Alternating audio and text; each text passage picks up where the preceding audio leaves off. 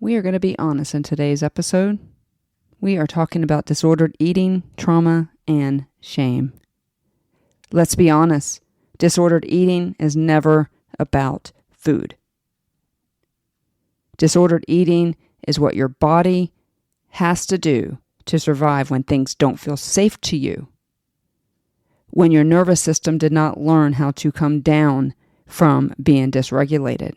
Some of that by trauma, some of that by normal life. When control, restriction, binging, whatever it looks like, happens for you, it becomes the only language that your body has left, your body crying out for help, crying out for safety. So if you are listening to this podcast today and you have disordered eating and you feel like you're failing at recovery, you're not.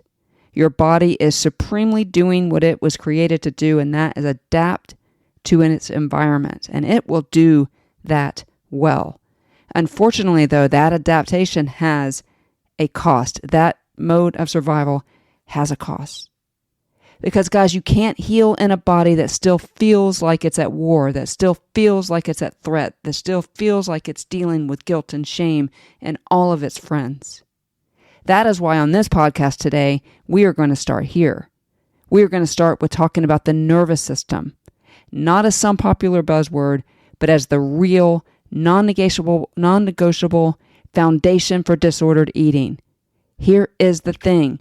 If your body doesn't feel safe, if you're operating from trauma, you're operating from shame, you're operating from guilt, you're operating from stress, your body doesn't feel safe, nothing else will matter, no matter what you try to do to move towards having a healthy relationship with food, nothing else will stick. And let's talk about shame for a second. I've said so many times on this podcast that shame wants you to believe that you are the mistake, not that you made a mistake. Shame loves dark corners, guys. It will tell you that you're the only one struggling with that, whatever it is. It'll tell you that you're too much. It'll tell you that you're not enough, or it'll tell you that you're too far gone. But shame does not survive in spaces like the Wednesdays with Watson podcast, because we're going to shine a light on that dark corner. It doesn't survive. Shame doesn't survive when people start telling the truth out loud, unfiltered, and without apology. So that's what we're going to be doing on this podcast today. We are not going to sugarcoat this. We are not packaging healing into something that looks pretty. That's like a 2 + 2 = 4 kind of thing. We are not going to put a bow on this. We're talking about the hard things. We'll talk about the patterns that kept you alive, but right now are keeping you stuck because your body doesn't need to be in survival mode anymore. We're going to talk about the grief and anger, the moments that nobody posts about on social media, right? Here's the thing, guys. For those of us who struggled with disordered eating, every single day we get another shot. We don't get a shot at being perfect, but at choosing something different, choosing to move towards a regulated nervous system, choosing support, choosing help, choosing a version of treatment that actually helps your body feel safe instead of constantly bracing for impact and making you have a poor relationship with food. Because here's the thing. Disordered eating is not the problem. It is a signal of a body that does not feel safe. It is a signal of a dysregulated nervous system. It is screaming and asking for your attention to work on your nervous system to feel safe, to tell yourself that the war is over, to put guilt and shame in its place. It does not belong stuck in your body. Because when your body feels safe, you don't need those same pain signals that often come with symptoms of disordered eating. And so today, I hope to, as your trauma doc, shed some light on the connection between especially trauma and disordered eating, and bring hope and help in practical ways that can help you move from a poor relationship with food to one where food sustains you, fuels you, and makes you satisfied. But to do that, we have got to go to the hard places. We have got to talk about the connection between trauma and shame and guilt and other things with disordered eating, because you matter and you are worth the fight. This is the Wednesdays with Watson podcast. My name is Dr. Amy Watson, your trauma doc, And let's talk about it right now.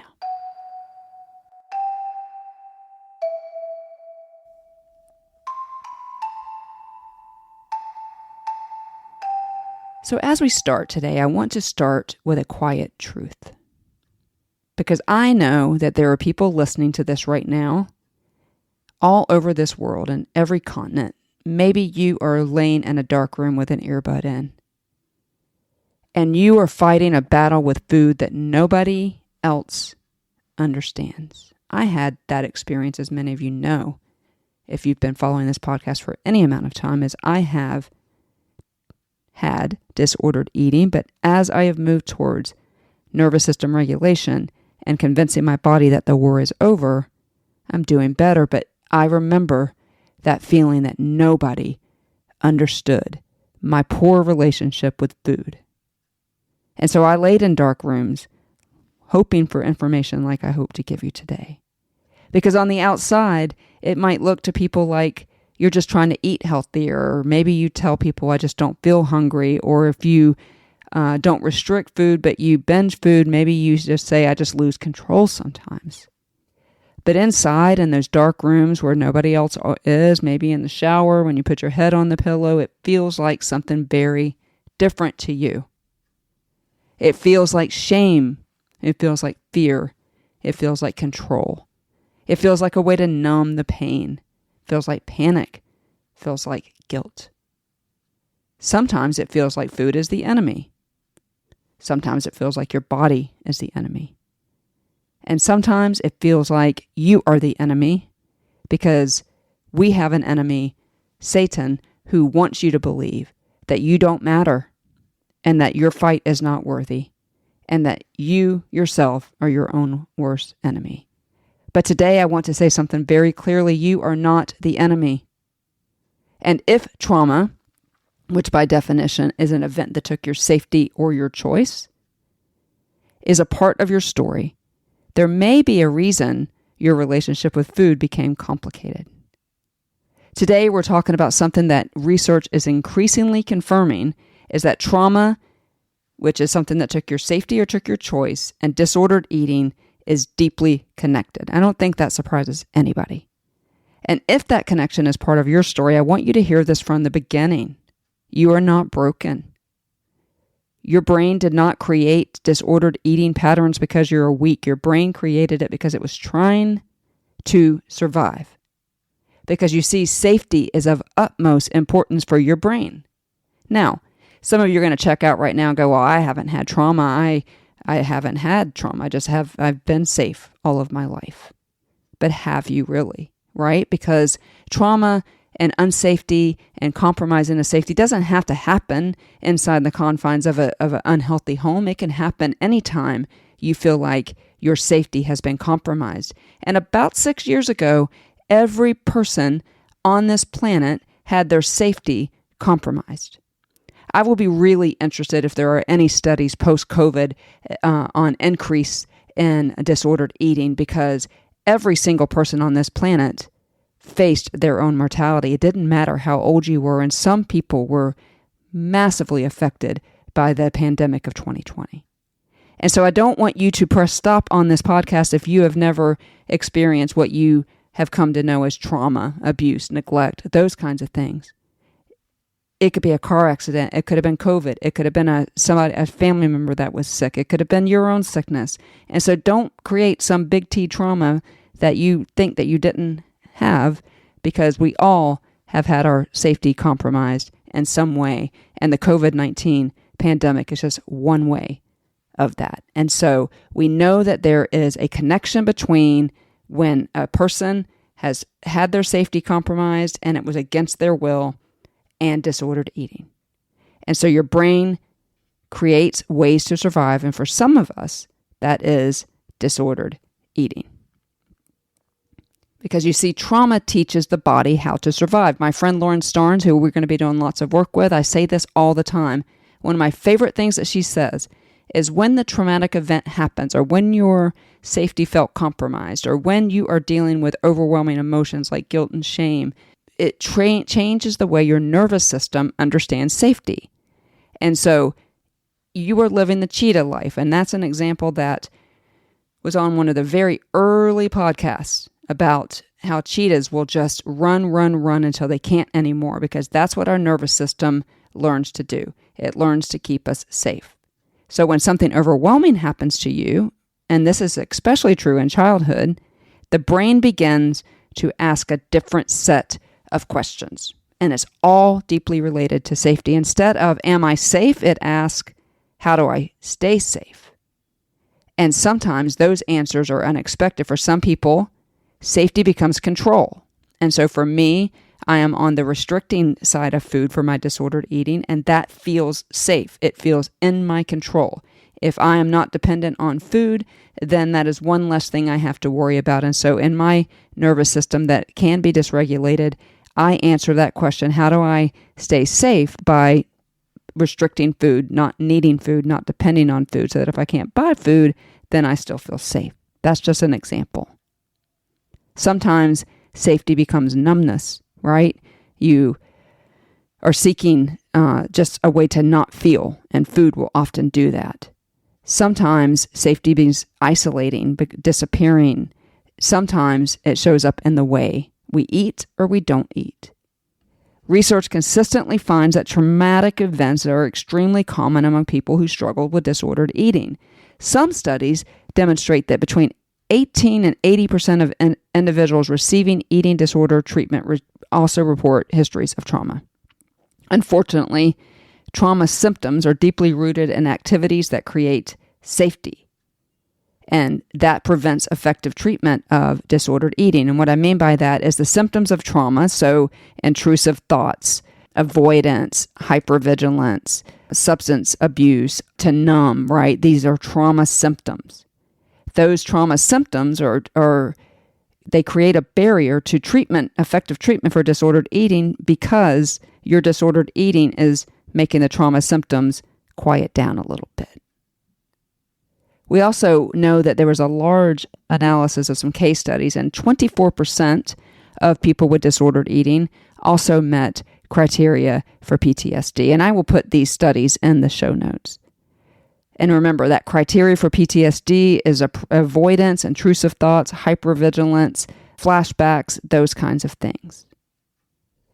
We know, too, that 23 to 25% of individuals with anorexia or bulimia meet criteria for post-traumatic stress disorder. And here's where I will do a little plug. If you want to know whether you meet criteria for PTSD, shoot me a message. You can go right into your app right there and shoot me a text message with your contact information. I can reach out to you, because as a doctor of trauma and community care, I can assess you for post-traumatic stress disorder. But we know that 1 in 4 people with disordered eating also meet criteria for PTSD. And as I mentioned, unfortunately, the trauma symptoms themselves, the avoidance, the hypervigilance, the intrusive thoughts, the lack of sleep, the anxiety, that gets in the way of treating disordered eating, because, and this is an important place for you just to stop and listen to me, people with histories of trauma, or if they experience any time in their life where their lives felt unsafe, eating disorders become symptoms and coping strategies of traumatic events. Disordered eatings are coping strategies to help the body feel safe in times of dysregulated nervous system. And when we understand that, something important shifts as we think about disordered eating. We stop asking, what's wrong with me or what's wrong with you? And we start asking, what happened to you? Because here's the thing, guys. It is highly unlikely that a person has disordered eating without a time in their life where their nervous system felt extremely unsafe and they began to use food, either restricting or eating too much, as a survival strategy. So let's talk honestly about that. Disordered eating behaviors don't start out as self-destruction. They usually start as solutions, as I just mentioned, when somebody has a history of a traumatic event, something that took their safety or took their choice, and sometimes guilt and shame that come with connected events of that, coping, for example, with traumatic events like the COVID-19 pandemic, coping with traumatic events like that sometimes come in these behaviors that include disordered eating. Your body is using the disordered eating as a solution to help it feel safe. Disordered eating doesn't start as healthy solutions, but solutions. For example, when somebody is living in chaos, right? Like and I keep using the COVID-19 pandemic because that is something that we all can relate to. For someone living in chaos, controlling food might feel like the only area of your life that feels predictable. For someone carrying unbearable emotions, food can numb feelings for a little while. For those who have been abused or harmed, overeating can create a sense of safety and even the desire to not be attractive so that safety can be maintained. This is a big one, especially as it pertains to people with disordered eating who struggle on the heavy weight side. Sometimes those people will overeat to create a sense of safety because they were harmed or to make themselves unattractive so people leave them alone. Now, I want you to think about somebody in your life like that, somebody that is struggling with weighing too much, and ask yourself what happened to them instead of looking at them like maybe they should just be able to control their eating. For someone who has experienced a violation or shame in their body, actually changing the body can feel like a way to escape it, a way to protect it from more danger.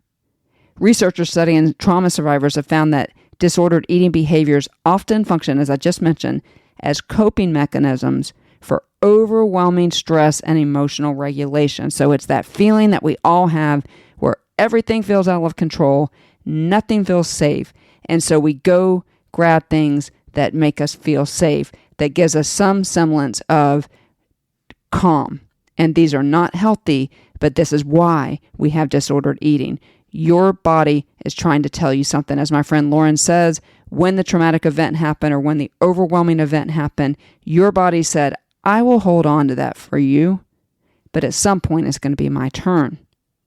So food can become a way to manage what feels unmanageable. And that's true whether you're restricting food or overeating. If this has been your experience, I want you to hear me with compassion. There is no shame in disordered eating.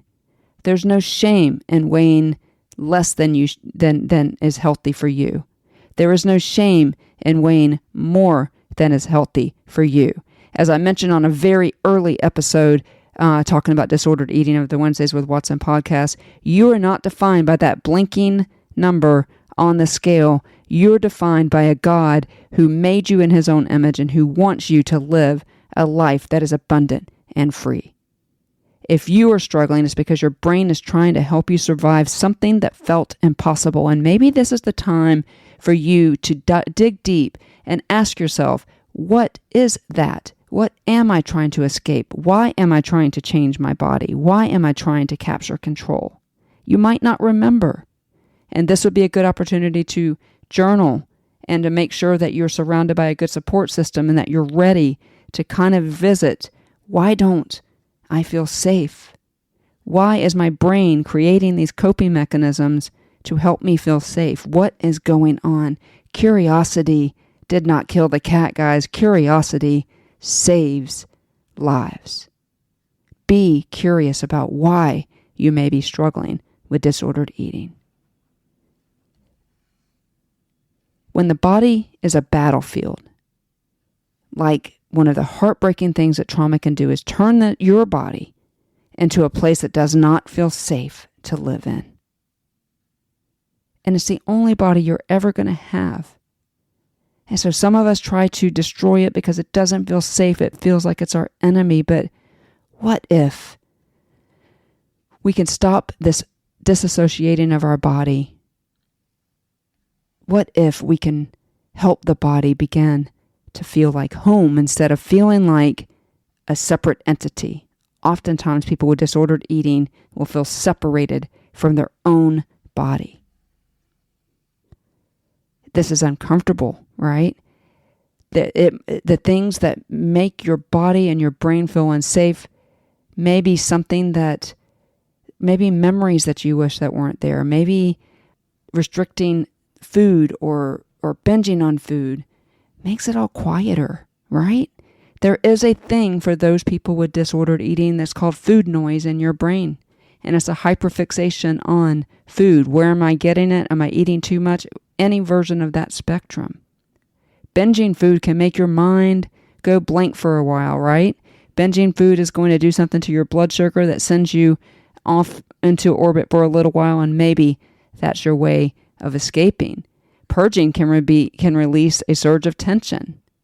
These are not random patterns. These are deeply tied to how traumatic events affects the nervous system, how having your safety compromised and your choice taken affects the nervous system.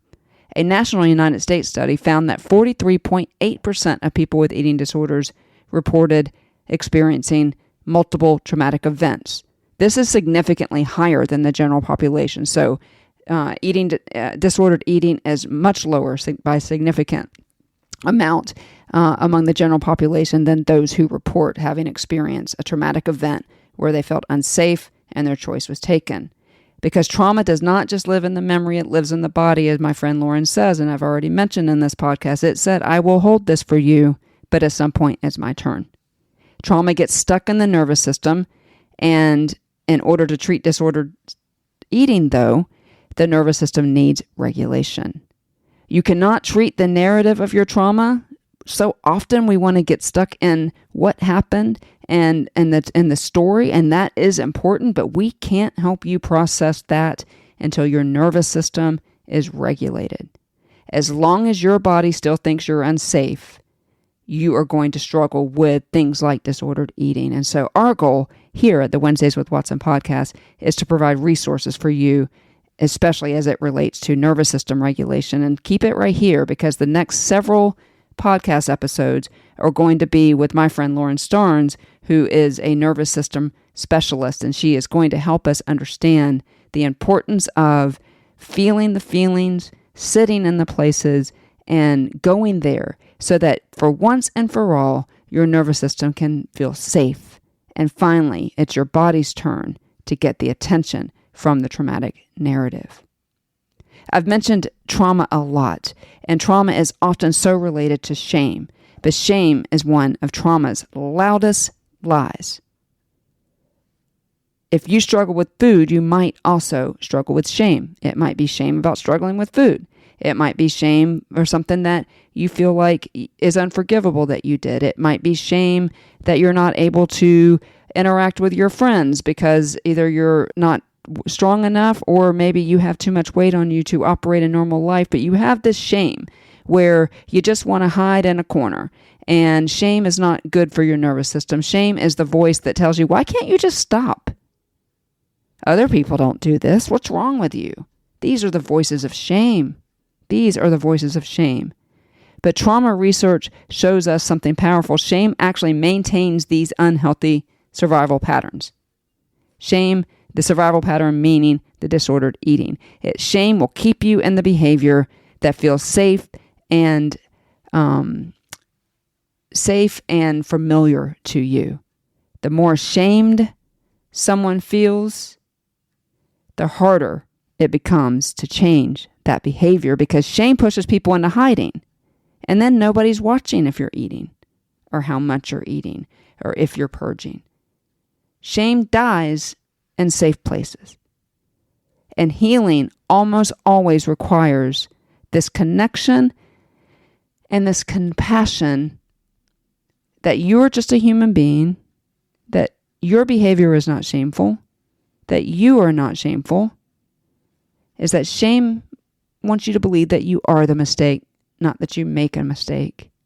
But we also have to connect compassion with a regulated nervous system. This is one reason why trauma-informed care is so important. Because instead of treating eating disorders or disordered eatings as simple behavior problems, it treats them like the pain signals that they are. And so if you're listening to me and you're struggling with disordered eating, what is your body signaling? Where is the pain? Where is the shame? Where is the trauma? Feel it in your body and move towards a regulated nervous system, which we are definitely going to be helping you with in the next couple episodes of the Wednesdays with Watson podcast. Because if you can find a way to acknowledge the pain and titrate it, right? Like feel a little bit of the pain so it's not overwhelming, but that pain can teach you what your body is trying to tell you. Disordered eating can be treated by acknowledging the source of that pain, your trauma, your shame, your guilt. It is time for you, my friend, to stop living in survival mode. Because the signals from your nervous system that learn strategies under pressure are signals you want to pay attention to, because those strategies under pressure are not effective when you are safe. And we want to teach your nervous system that you are safe. And once we teach your nervous system that you are safe, and you have entered into movement, eating, drinking, sleeping, which is one of Lauren Starnes' foundational principles to a regulated nervous system. Once you are paying attention to those survival strategies that are created under pressure, you can then begin to teach your nervous system that the war is over, that you are safe. And when that happens, your disordered eating patterns can begin to change because they're no longer signals for an unsafe nervous system. Now, this is a Christian podcast. I love Jesus. I am a Christian. Let's talk about when faith meets trauma. For those of us who are people of faith, shame can sometimes be worse than those people who do not profess Jesus as our Savior. We, as Christians, like to live in shame for some reason because it makes us feel some sort of control. But it doesn't mean if you are struggling with disordered eating, don't let your shame make you think that it means that you lack discipline or faith or gratitude. Because when we look at the life of Jesus, he moved towards wounded people, not perfect people. And so going before him as you pay attention to these pain signals that your body are giving you that are playing themselves out in disordered eating, you can take that to the bottom of the cross. Because remember, Jesus moved towards wounded people, whether he was interacting with the woman at the well who society had outcast, or he healed the woman with the bleeding disorder, or the man by the paralytic man by the pool of Bethesda. Over and over, the Gospels are filled with Jesus moving towards wounded people, moving towards you, and moving towards me. Not the perfect people, the wounded people.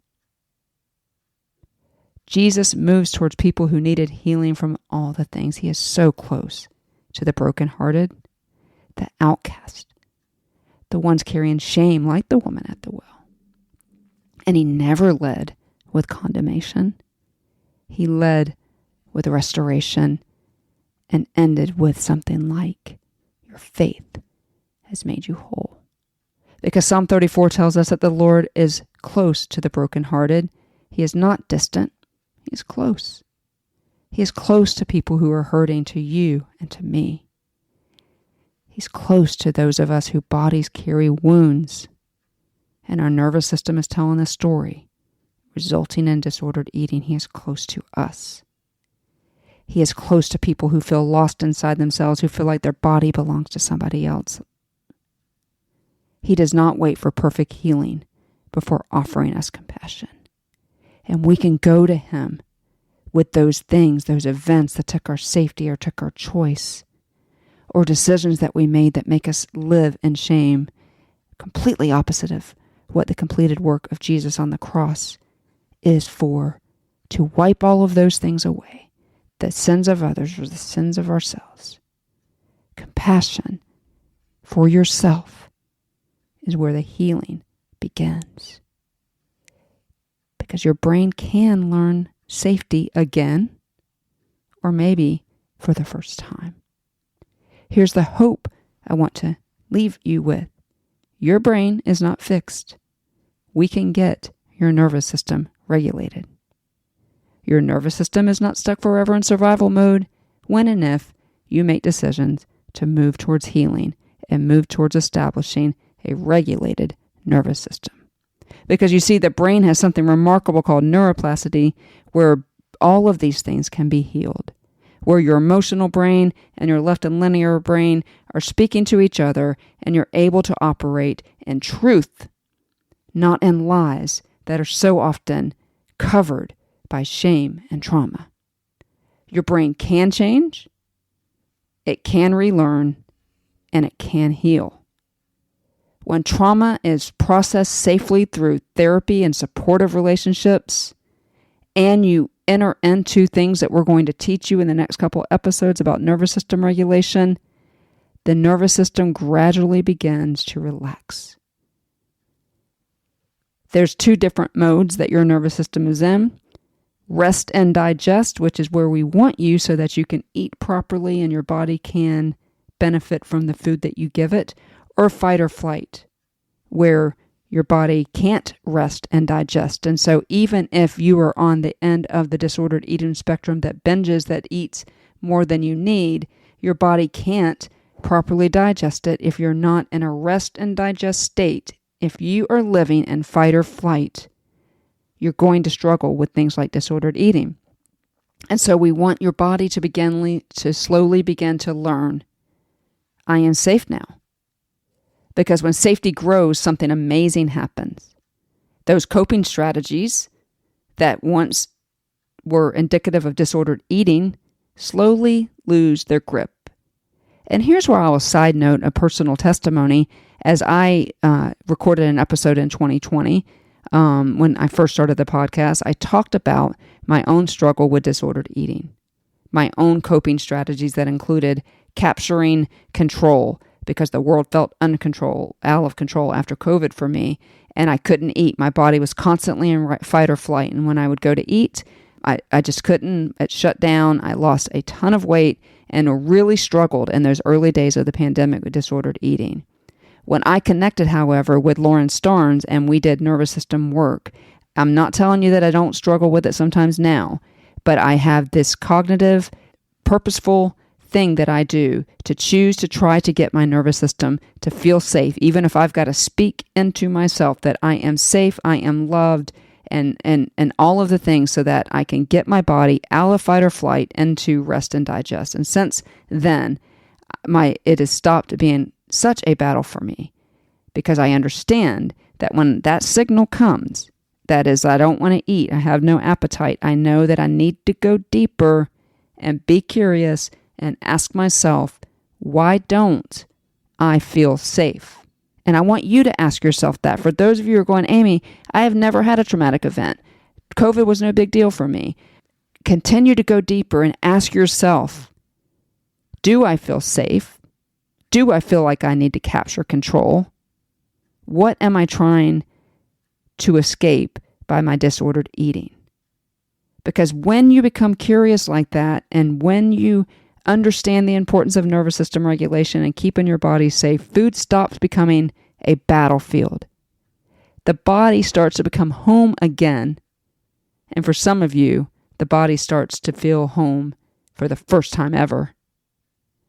When you get curious about what's going on in your nervous system and you work to help understand your brain and your body know that it is safe, shame dies.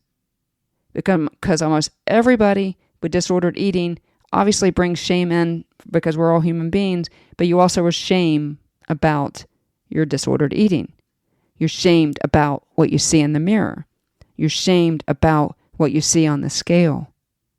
When you understand that these behaviors are coping strategies for something else and you become really curious about what that something else is, shame dies. And I'm going to talk in a few minutes about a few different treatment options that help besides a regulated nervous system. I am never going to advocate any treatment until your nervous system is calm and your default is, I am safe. Healing does not happen overnight, but it absolutely happens.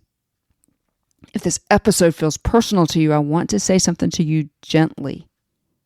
Your struggle with food does not mean you are broken. It might mean that your nervous system went through something incredibly difficult. and it learned ways to survive. But survival patterns do not have to be permanent.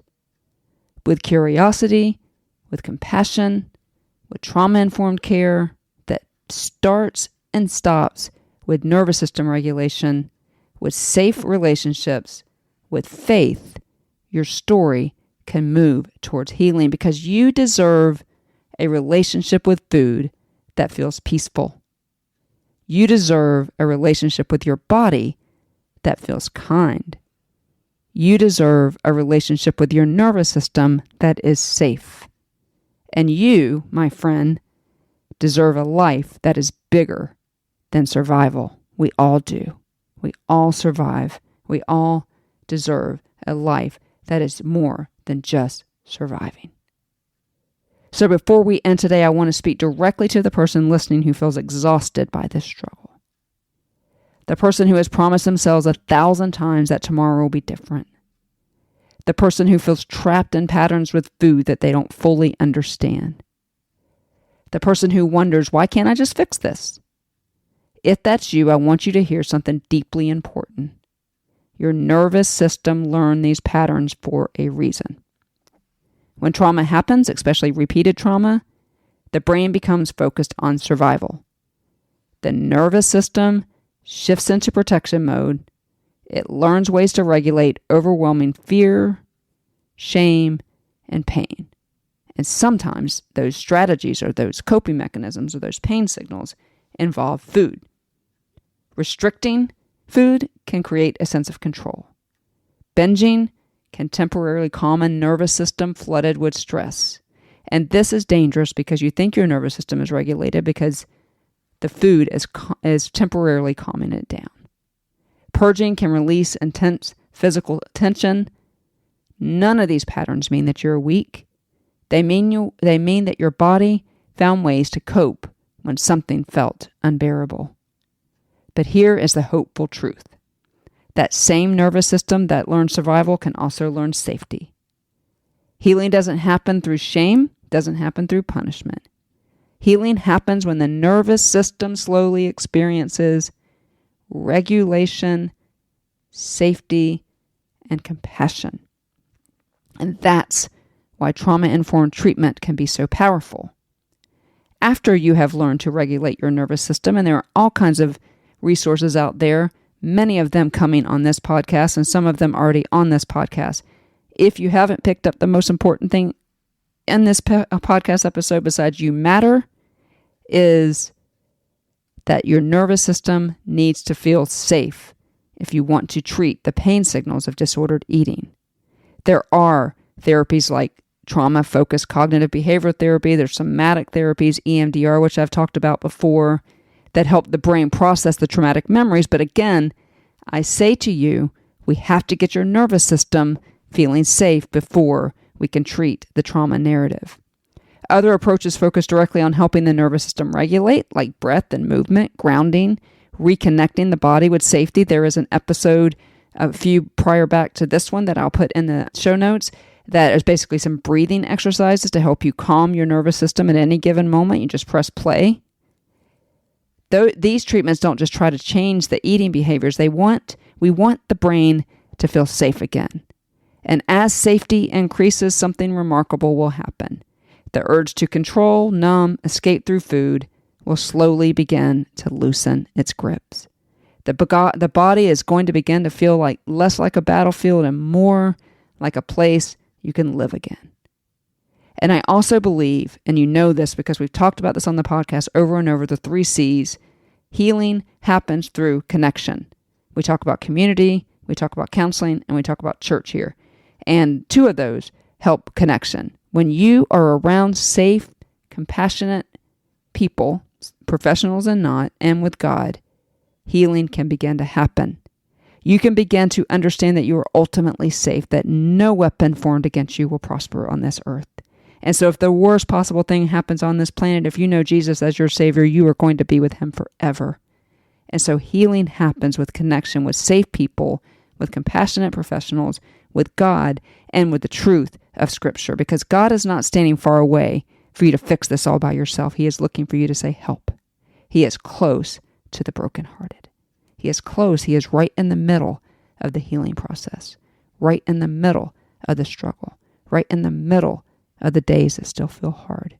So if you feel stuck today, please hear this. Your story is not finished.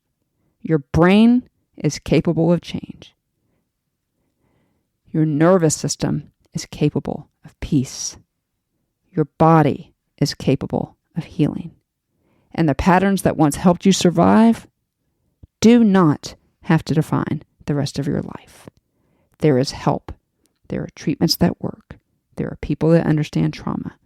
And there is hope for a future where food is not your enemy, your body is not your enemy, and your story is not defined by survival alone. Healing is possible, and you are worth the work that it takes to get there.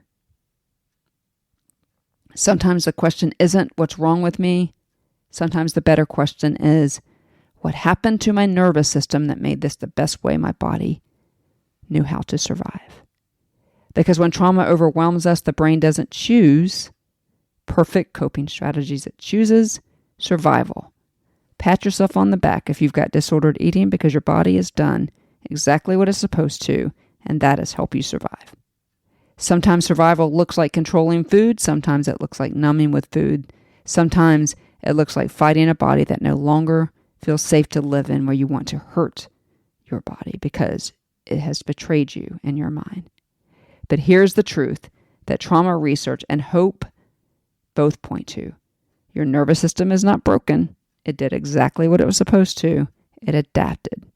But adaptive symptoms can learn again. And with the right help, trauma-informed therapy, nervous system regulation, safe relationships, and compassion instead of shame, the brain can rewire, the body can calm, and the patterns that once felt impossible to change can slowly loosen their grip. Healing is not about forcing yourself to be stronger. Healing is about teaching your body that it is safe now. And when safety grows, freedom grows too. So, if today feels heavy, remember this. You are not failing at recovery because you have disordered eating. You are learning how to come home to your body again. And guys, that is one of the bravest things that a person can do. Please remember that you are seen, that you are known, that you are heard, that you are loved, and that you are valued. And you are more than a number on a scale. We will be back in 2 weeks with the first of our many episodes with Lauren Starnes. We're going to continue to talk about nervous system regulation. So please make sure you subscribe to the podcast, particularly if this episode helped you, because we are going to give you resources to help you tell your nervous system the war is over. I just want you to know that I believe in you. When you're tired of fighting and it feels like you're broken, I just want you to know that I believe in you. Running a race with no finish line. Now you're in the fight of your whole life.